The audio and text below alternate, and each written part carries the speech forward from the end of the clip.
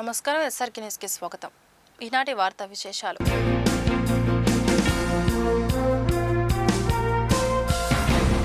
విభిన్న ప్రతిభావంతులకు ₹1,00,00,000 విలువైన బ్యాటరీ ట్రైసైకిళ్లను కేంద్ర మంత్రి పెమ్మసాని చంద్రశేఖర్ అందజేశారు.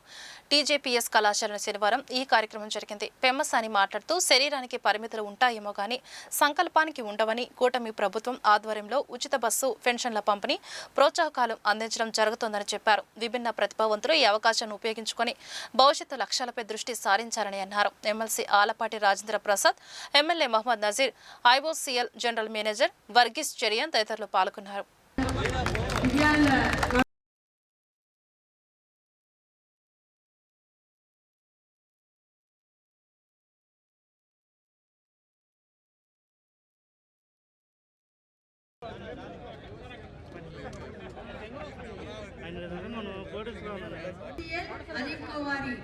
సహకార దృశ్యాన్ని బంధిస్తున్నారు. రాజేష్ గారు, రాజేష్ గారు ఇలా అందరూ కూడా ఇంద్రధనస్సు చంద్రశేఖర పాహిమాం చంద్రం అంటున్నారు అభిమానులు. మరియు ఇతర పెద్దలందరికీ నేను నమస్కారములు. మరి అసెస్మెంట్ క్యాంప్ ఈ ముగ్గురు కూడా ఈ కార్యక్రమానికి మొదటి నుంచి కూడా మరియు మా యొక్క ప్రతి ఒక్కరు ఈ కార్యక్రమానికి రావాలి.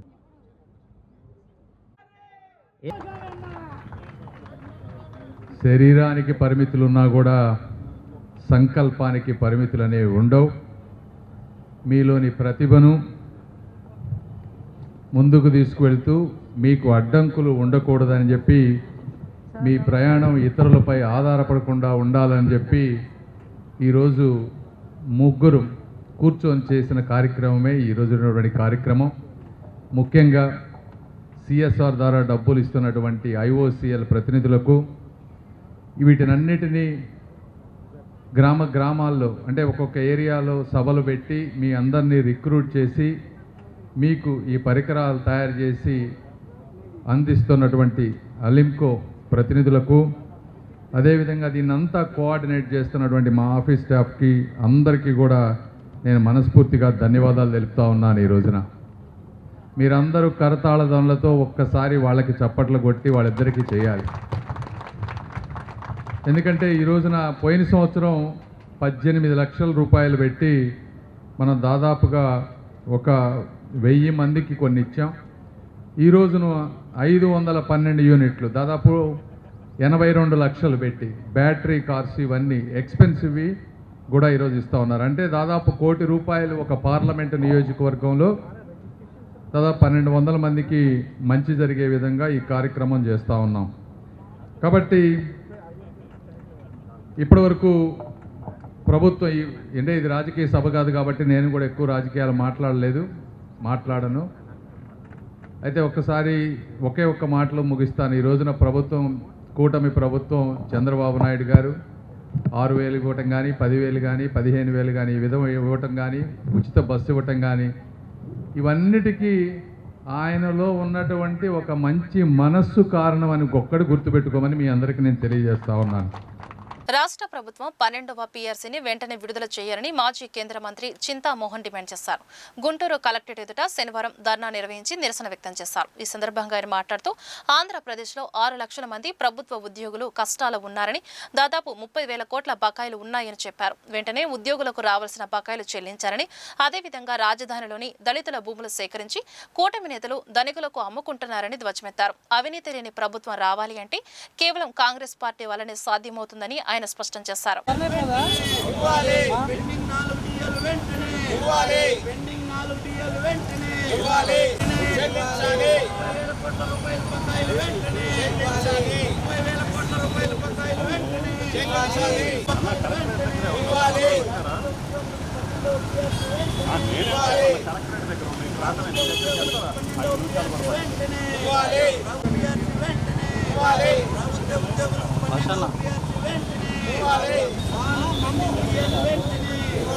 ఈరోజు గుంటూరు కలెక్టర్ ఆఫీస్కి రావడానికి కారణం ముఖ్యంగా రాష్ట్ర ప్రభుత్వ ఉద్యోగుల సమస్యలు, రెండవది రాజధాని, మూడవది ఎరువులు, పెట్రోలు, డీజిల్ కొరతలు సమస్యలు. నాలుగవది రాష్ట్ర ప్రభుత్వం. ఈరోజు 6 లక్షల మంది ప్రభుత్వ ఉద్యోగస్తులు కష్టాల్లో ఉన్నారు. వాళ్ళకి రావాల్సిన బోనస్లు డిఏలు రాలేదు. దాదాపుగా 30,000 కోట్ల రూపాయలు బకాయిలు ఉన్నాయి రాష్ట్ర ప్రభుత్వం తరఫున ఉద్యోగస్తులకి. మరి కాంట్రాక్టులకు బిల్లులు చెల్లిస్తున్నారు క్రమశిక్షణతో వెంటనే. మరి కష్టపడి 24 గంటలు కష్టపడి పనిచేసేటువంటి రాష్ట్ర ప్రభుత్వ ఉద్యోగుల బకాయిలు చెల్లించకపోవడం తప్పు. చంద్రబాబు నాయుడు చేస్తున్నది మేము తప్పు అని తెలియజేస్తున్నాం కాంగ్రెస్ పార్టీ తరఫున. వెంటనే వాళ్ళకి రావాల్సినటువంటి 30,000 కోట్ల రూపాయల బకాయిలను ఒక నెల లోపల చెల్లించాలని మేము డిమాండ్ చేస్తూ 1958లో బ్రహ్మానందరెడ్డి గారు ముఖ్యమంత్రిగా ఉన్నారు. ఆయన ముఖ్యమంత్రిగా ఉన్నప్పుడు మొట్టమొదట పిఆర్సీని అపాయింట్ చేయడం జరిగింది. ఈ పిఆర్సీ అనేది 5 సంవత్సరాలకు ఒక్కసారి వేయాలి రాష్ట్ర ప్రభుత్వ ఉద్యోగుల వేతనాలను సవరిస్తూ. కానీ 8 సంవత్సరాలైంది. 8 సంవత్సరాలైనా ఈ రోజుకు పిఆర్సీ వేయకపోవడం రాష్ట్ర ప్రభుత్వాలు, క్రితంలో ఉన్నటువంటి జగన్ ప్రభుత్వం, ఈ రోజు ఉన్నటువంటి చంద్రబాబు నాయుడు ప్రభుత్వాలని నేను ఖండిస్తున్నా. రాష్ట్ర ప్రభుత్వ ఉద్యోగులకు అన్యాయం జరుగుతూ ఉంది. 3 రూపాయలు వడ్డీకి అప్పులు తెచ్చి బిడ్డలను చదివిస్తున్నారు. ఇళ్ల వాడుకలు పెరిగిపోయినాయి, ధరలు పెరిగిపోయినాయి, పెట్రోల్ ధరలు పెరిగిపోయినాయి, బియ్యం ధరలు పెరిగిపోయినాయి, నూనె ధరలు పెరిగిపోయి అన్ని ధరలు పెరిగిపోయి అప్పుల్లో పడిపోయి ఉన్నారు. అన్ని పక్కనే ఉన్నటువంటి రాష్ట్రంలో నిన్ననే విజయ్ డిఏ ప్రకటించాడు. నిన్ననే కొత్తగా వచ్చినటువంటి ముఖ్యమంత్రి డిఏని ప్రకటించాడు. ఓ చంద్రబాబు నాయుడు 18 సంవత్సరాలుగా నువ్వు ముఖ్యమంత్రిగా ఉండి వాళ్ళకి 4 డిఏలు ఎందుకు పెండింగ్ పెట్టావు? ఎవరిచ్చారు నీకు హక్కు? ఇది తప్పని తెలియజేస్తూ వెంటనే వాళ్ళకి రావాల్సిన 4 డిఏలు 30,000 కోట్ల రూపాయలు బకాయిలు 12వ పిఆర్సీని రాబోయే కొద్ది వారాల్లో ప్రకటించాలని నేను డిమాండ్ చేస్తూ, రెండో విషయం రాజధానిలో భూములన్నీ దళితులు అనుభవించేదంతా మరి పెద్దవాళ్ళు కోటీశ్వర్లు. దళితుల భూములు పొట్టగొట్టి తీసుకొని చంద్రబాబు నాయుడు నువ్వు చేసేది పాపం కాదా? దళితుల భూములు పెరుక్కొని నువ్వు కోటీశ్వర్లకు అమ్ముకుంటున్నావు. ఎవరి దగ్గర ఎంత తీసుకుంటున్నావు? మా దగ్గర లెక్కలన్నీ ఉన్నాయి. సమయం వచ్చినప్పుడు బయట పెడతాం, జాగ్రత్త. దళితుల ప్రయోజనాలకు నష్టం చేస్తూ కోటీశ్వర్ల ప్రయోజనాలు కాపాడుతూ పోతున్నావు. తప్పు అని తెలియజేస్తూ, చంద్రావతిగా మారిపోయింది ఈరోజు అమరావతి. దాన్ని ఎవడు ఇష్టపడటం లేదు. రాయలసీమ జిల్లాల్లో కానీ కోస్తా జిల్లాల్లో కానీ ఎవరు ఇష్టపడటం లేదు రాజధానిని. ఆయన ఒక్కడే ఇష్టపడుతున్నాడు స్వార్థ ప్రయోజనాల దృష్ట్యా. మూడోది, మన్మోహన్ సింగ్ ప్రధానమంత్రిగా చూశాను, పివి నరసింహారావు గారిని ప్రధానమంత్రిగా చూశాను. ఆర్థిక ఇబ్బందులు ఉన్నా కూడా వాళ్ళు ఎక్కడ ప్రతిష్ట దిగజారే విధంగా ప్రసంగాలు ఇవ్వలేదు. అసలు 300 కోట్ల రూపాయలు ఫారిన్ ఎక్స్చేంజ్ ఉన్న రోజుల్లో కూడా హుందాగా ప్రవర్తించాడు పివి నరసింహారావు, డాక్టర్ మన్మోహన్ సింగ్. ఈరోజు పిల్లికి కాళ్ళు గాలితే ఎట్ట బరిగిస్తుందో అట్ట బరిగిస్తున్నాడు దేశ ప్రధానమంత్రి. పూర్తిగా విఫలం అయిపోయింది కేంద్ర ప్రభుత్వం. ధరలను కంట్రోల్ చేయలేకపోతా ఉంది. డీజిల్ ధరలు పెరిగిపోయినాయి, పెట్రోల్ ధరలు పెరిగిపోయినాయి, గ్యాస్ దొరకటం లేదు, ఎరువుల ధరలు పెరిగిపోయినాయి. ప్రజలు కష్టాల్లో ఉన్నారని తెలియజేస్తున్నాను. కేంద్ర ప్రభుత్వం నిర్మలా సీతారామన్ సంపూర్ణంగా విఫలమైంది. గుంటూరు పశ్చిమ నియోజకవర్గంలో స్వర్ణాంధ్ర స్వచ్ఛంద్ర కార్యక్రమాన్ని ఘనంగా నిర్వహించారు. 20వ డివిజన్ కొబ్బరితోటలో ఉన్న జీఎంసీ శానిటరీ వేస్ట్ షెడ్ ఘన వ్యర్థాల శుద్ధి కేంద్రాన్ని ఎమ్మెల్యే గల్లా మాధవి సందర్శించారు. స్వర్ణాంధ్ర స్వచ్ఛంద్ర కార్యక్రమంలో భాగంగా తడి చెత్త, పొడి చెత్త, ఈ వేస్ట్ నిర్వహణ, కంపోస్టింగ్ విధానాలు, పారిశుద్ధ్య మౌలిక సదుపాయాలు, వ్యర్థాల శుద్ధి ప్రక్రియను పరిశీలించారు. నగరాన్ని పరిశుభ్రంగా పచ్చదనంతో అభివృద్ధి చేయడమే లక్ష్యంగా పనిచేయడం జరుగుతోందని చెప్పారు. సాలిడ్ వేస్ట్ మేనేజ్మెంట్ ద్వారా మంచి ఫలితాలు వస్తాయని అన్నారు.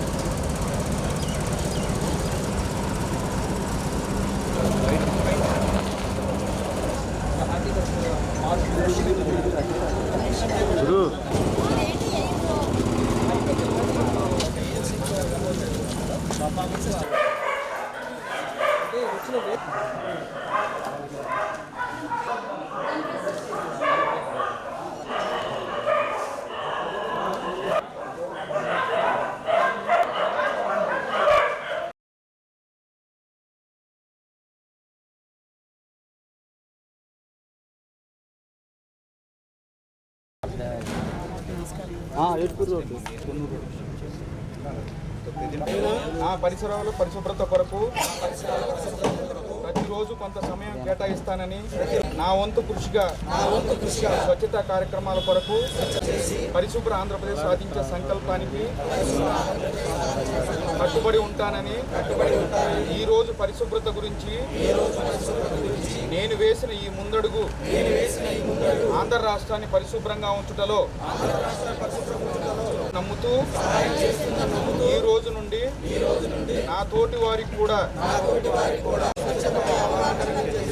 ప్రయత్నిస్తానని భవిష్యత్తు తరాలకు ఆరోగ్యవంతమైన రాష్ట్రాన్ని నిర్మించడానికి నాతో మొదలైన ఈ నిర్ణయం నా రాష్ట్రాన్ని స్వచ్ఛాంధ్ర స్వర్ణాంధ్ర తీర్చిదిద్దేటట్లు నా వంతు ప్రతి నెల 3వ శనివారం స్వచ్ఛాంధ్ర స్వర్ణాంధ్ర దిశగా అడుగులు వేస్తూ గౌరవనీయులైన చంద్రబాబు నాయుడు గారి ఆదేశాల మేరకు ప్రతి నియోజకవర్గంలో కూడా స్వచ్ఛాంధ్ర వైపు ప్రతి ఒక్కరం అడుగులు వేసే ప్రయత్నం చేస్తున్నాం. అందులో భాగంగానే మన వీధులు శుభ్రంగా ఉంచుకునే ప్రయత్నం, మన కాలువలు శుభ్రంగా ఉంచుకునే ప్రయత్నం, మన పరిసరాలన్నీ శుభ్రంగా ఉంచుకునే ప్రయత్నం చేస్తున్నాము. ఎందుకంటే ముందు ఇది ఆరోగ్యానికే కాదు, ఇది మన సివిక్ సెన్స్కి కూడా అద్దం పడుతూ ఉంటుంది. మన మానసిక ఆలోచన విధానానికి కూడా మన చుట్టుపక్కల ఉన్న పరిసర ప్రాంతాల శుభ్రత అద్దం పట్టే పరిస్థితి ఉంటుంది. కాబట్టి అందులో భాగంగా మరి గౌరవ చంద్రబాబు నాయుడు గారి దిశానిర్దేశం మేరకు ప్రతి 3వ శనివారం కూడా ఈ స్వచ్ఛాంధ్ర స్వర్ణాంధ్ర అనే ప్రోగ్రామ్ని నిర్వర్తిస్తూ వస్తున్నాం. అయితే ఒక్కొక్క శనివారం ఒక్కొక్క ఎజెండాతో ముందుకు వెళ్తూ ఉన్నాం. మరి నేటి ఎజెండా సాలిడ్ వేస్ట్ సెంటర్లని సందర్శించి అక్కడ జరుగుతున్న పరిణామాలన్నింటినీ కూడా పరిశీలించి అక్కడ వర్కర్స్తో మనం మాట్లాడి ఈ యొక్క నియోజకవర్గంలో ఉన్న మొత్తం వేస్ట్ ఎలా మేనేజ్ అవుతుందో తెలుసుకునే ప్రయత్నం చేస్తున్నాము. మరి గుంటూరు కార్పొరేషన్ పరిధిలోకి వచ్చే గుంటూరు పశ్చిమలో ఉండే సాలిడ్ వేస్ట్ కంపోస్ట్ దగ్గరికి రావడం జరిగింది. దాదాపుగా 428 టన్నుల వేస్ట్ మనకి ప్రతినిత్యం కూడా గుంటూరు కార్పొరేషన్ లిమిట్స్లో ఈ యొక్క దీనికి స్టేషన్కి వస్తూ ఉంది. అయితే అందులో దాదాపుగా 100 టన్నుల వరకు ఈ వేస్ట్ మొత్తం కూడా బయోడిగ్రేడబుల్ అంటే వర్మీ కంపోస్ట్ గాను లేదంటే విండ్ బ్లో కంపోస్ట్ గాను దీన్ని మళ్ళీ మొక్కలకి ఉపయోగపడే విధంగా మారే పరిస్థితి ఉంది. మిగిలిన 228 ఈ వేస్ట్ కింద ఇది మనకి ఎలక్ట్రిసిటీ ఉత్పత్తి కోసం లేదంటే ప్లాస్టిక్ వేస్ట్ కింద ఎలక్ట్రిసిటీ ఉత్పత్తి కోసం జిందాల్కి తరలిస్తూ ఉన్నారు. కాబట్టి స్వచ్ఛాంధ్ర స్వర్ణాంధ్ర సర్వేక్షణలో లేదంటే ఆ ప్రయత్నంలో ముందుగా మనకు ప్రధానంగా ఇక్కడ ఈ సెంటర్లు పర్యవేక్షణ ఇది చాలా చక్కగా నిర్వహణ చాలా ముఖ్యం. అందులో భాగంగానే 26 మంది సిబ్బంది ఇక్కడ నిత్యం కూడా ఈ యొక్క సేవలో ఉన్నారు. మన పరిసర ప్రాంతాలన్నీ కూడా సుభిక్షంగా ఉండే ప్రయత్నం చేస్తున్నారు. మరి గుంటూరు కార్పొరేషన్ లిమిట్స్లో మరొక కాన్సెప్ట్ కూడా తీసుకున్నాం. క్లస్టర్ కాంపోస్టింగ్ అనే కాన్సెప్ట్ కూడా తీసుకొని ప్రతి డివిజన్లో కూడా ఒక క్లస్టర్ కాంపోస్ట్ బిన్ని ఏర్పాటు చేయడం జరిగింది. ఏంటంటే స్థానికంగా కూడా ప్రజలందరూ వర్మీ కాంపోస్ట్ని తమకు తామే తయారు చేసుకునే ఒక విధానాన్ని జిఎంసీ వారు తీసుకురావడం, అక్కడ బిన్స్ని ఏర్పాటు చేసి ప్రతి ఒక్కరు కూడా వాడి సాలిడ్ వేస్ట్ కానివ్వండి, డ్రై వేస్ట్ కానివ్వండి, వెట్ వేస్ట్ కానివ్వండి అక్కడ డంప్ చేసి దాన్ని కంపోస్ట్గా మార్చుకొని వాళ్ళకు ఉపయోగపడే విధంగా కూడా దీన్ని చేసే ప్రయత్నం చేస్తున్నారు. చాలా స్వాగతించాల్సిన విషయం ఇది. అయితే ఇక్కడ తయారయ్యే మెన్యూర్ అంతా కూడా ఈ వర్మీ కాంపోస్ట్ మొత్తం కూడా మన కార్పొరేషన్ పరిధిలో ఉన్న మొక్కలకి, అవెన్యూ ప్లాంటేషన్స్కి, డివైడర్ల మీద ఉన్న మొక్కలకి అన్నిటికీ కూడా ఉపయోగపడుతూ ఉన్నారు. మన చెత్తతో మనమే దీన్ని మెన్యూర్ తయారు చేసుకొని సెల్ఫ్ సస్టైన్డ్ ఎకానమీ వైపు మనం అడుగులు వేస్తున్నాం. ఇందుకు నిజంగా గౌరవ చంద్రబాబు నాయుడు గారికి కృతజ్ఞతలు చెప్పుకోవాలి. ప్రతి ఒక్కరూ మనందరినీ కూడా స్వచ్ఛాంధ్ర వైపు స్వర్ణాంధ్ర వైపు అడుగులు వేయిస్తూ డెడికేటెడ్గా శనివారాన్ని ప్రత్యేకంగా ఏర్పాటు చేసి ఈ యొక్క కార్యక్రమం గౌరవ చంద్రబాబు నాయుడు గారి దగ్గర నుంచి ప్రతి కార్యకర్త దాకా ఇన్వాల్వ్ అయ్యి పనిచేసే ప్రయత్నం చేపిస్తున్నారు. చాలా సంతోషం. అదేవిధంగా ఇక్కడున్న వర్కర్స్ అందరికీ, సిబ్బంది అందరికీ కూడా ప్రత్యేకమైన కృతజ్ఞతలు చెప్పుకోవాలి. దీన్ని చక్కగా సమర్థవంతంగా నిర్వర్తిస్తున్నందుకు ధన్యవాదాలు. గుంటూరు నగరంలో కలుషిత నీటి సరఫరా జరగడానికి వీల్లేదని GMC commissioner K Mayur Ashok స్పష్టం చేశారు. Srinagar, Sharada colony, Sanjeevaiah Nagar, Sugali colony, Sivanagaraju colony తదితర ప్రాంతాల్లో శనివారం కమిషనర్ పర్యటించారు. తాగునీటి పైప్ లైన్లకు ప్రత్యేకంగా ఆడిట్ నిర్వహించాలని అధికారులను ఆదేశించారు. అనుమానిత ప్రాంతాల్లో తప్పనిసరిగా అమోనియా పరీక్షలు చేయించాలని చెప్పారు. ప్రతిరోజు నీటి నాణ్యత పరీక్షలు సక్రమంగా చేయాలని తెలిపారు. మీరే కట్టి అలా చెప్తున్నారమ్మా.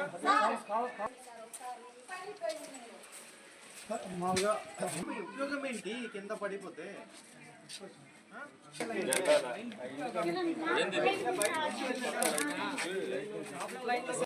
అంత కేర్లెస్ గా ఉంటుంది. ఇదే కదమ్మా కుళాయి,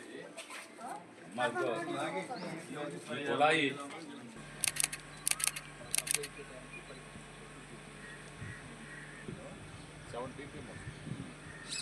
చెక్ చేస్తే క్వాంటిటీ ఆఫ్ వాటర్ చెక్ చేస్తే మన బెస్ గోరన్ పే చేసి ఇది 91 ప్లాన్ చేస్తాం. ఇప్పుడు 5 చేసాము, 5 శాంక్షన్ కావాలి. గవర్నమెంట్లో పంపించాం జనరల్ ఫండ్ నుంచి. సిఓపిడి ధూమపానం ఫ్యాక్టరీలో కాలుష్యం కారణంగా ఊపిరితిత్తుల సంబంధిత వ్యాధులు వచ్చే అవకాశం ఉందని Yashoda hospital Hitech City unit doctor Manjunatha Bale తెలిపారు. సాధారణ చికిత్స సర్జరీతో కూడా రికవరీ కానీ వారికి లంగ్ ట్రాన్స్ప్లాంటేషన్ అవసరం ఉంటుందని తెలిపారు. గుంటూరులో శనివారం మీడియాతో మంజునాథ్ మాట్లాడారు. టీబీ ఉన్నవారికి లంగ్స్ పూర్తిగా దెబ్బతినే అవకాశం ఉందని, లంగ్ క్యాన్సర్ 4వ స్టేజ్ దాటిన వారికి అవయవ మార్పిడి తప్పనిసరి అని తెలిపారు. ఊపిరితిత్తుల వ్యాధులు నివారణ చికిత్సలు, శస్త్రచికిత్సల కోసం రోబోటిక్ విధానం, అత్యాధునిక వైద్య సేవలు యశోద హాస్పిటల్లో అందుబాటులో ఉన్నాయని తెలిపారు. Yashoda hospital marketing manager Chandrasekhar, assistant manager Kasim Vali ఈ సమావేశంలో పాల్గొన్నారు.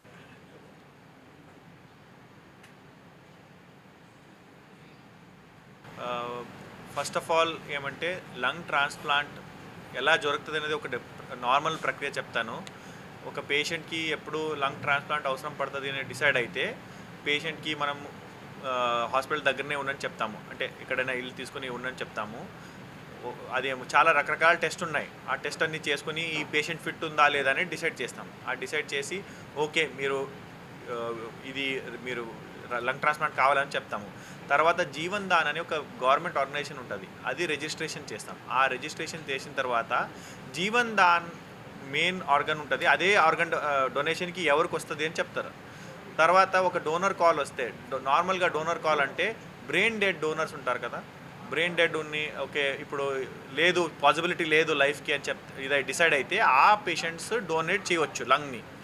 వన్స్ దే డిసైడ్ అప్పుడు మనం ఆ డోనర్ ఆర్గన్ అసిస్టెంట్ చేస్తాను. అంటే ఇప్పుడు లంగ్ బాగుందా లేదా అనేది రకరకాల మళ్ళీ టెస్ట్ ఉంటాయి ఆ డోనర్ మీద కూడా. అది టెస్ట్ అన్ని చేసుకొని ఓకే ఈ డోనర్ బాగుంది, ఈ పేషెంట్కి ఫిట్ ఉంది అని డిసైడ్ అయితే ఆ పేషెంట్ని పిలిచి అప్పుడు మనం ఆ పేషెంట్ కూడా మళ్ళీ ఇన్వెస్టిగేషన్ చేసుకొని ట్రాన్స్ప్లాంట్ ప్రాసెస్ చేస్తాం.